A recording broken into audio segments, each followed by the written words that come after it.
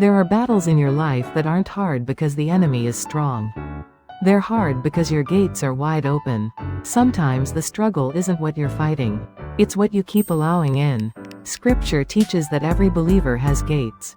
The eye gate, the ear gate, the mind gate, the emotional gate.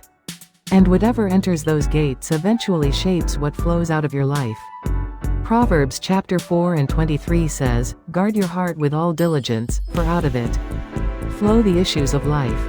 Meaning your life will eventually reflect whatever you consistently allow in. Some of us are praying for peace, while giving constant access to things that steal it. Praying for clarity while consuming chaos. Praying for strength while absorbing negativity. Praying for healing while replaying old wounds. Not because we're weak, but because we're unguarded. What you allow in shapes you. Fear doesn't grow randomly. It grows through what you listen to.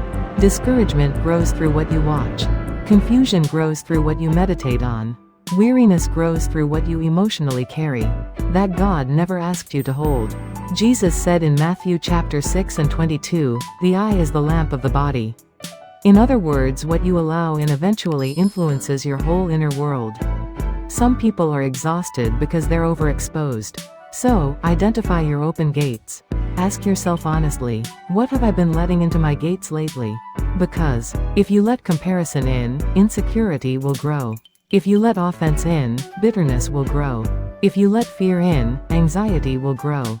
If you let distraction in, spiritual dullness will grow. But the opposite is also true.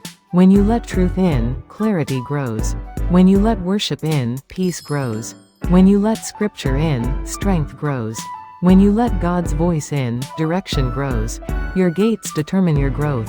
Jesus modeled boundaries. Throughout scripture, Jesus guarded his focus. He withdrew from crowds. He stepped away from the noise. He protected his time with the Father. If Jesus the Son of God guarded his gates, why do we think we can leave ours wide open and still walk in peace? Some of us don't need a new strategy. We need new boundaries. Close the gates that drain you. This season may require more than feeding the right things. It may require closing the gates to the wrong things. Guard what you watch. Guard what you listen to and who you give emotional access to. Guard the thoughts you entertain. Because what enters you eventually shapes you. You cannot live in peace while giving constant access to things that steal it. You cannot walk in clarity while feeding confusion. You cannot grow spiritually while opening the door to everything that weakens you. In this season, guard your gates. Protect your peace and your focus. Protect your calling. Protect your mind and spirit. Because what you allow in determines what grows within.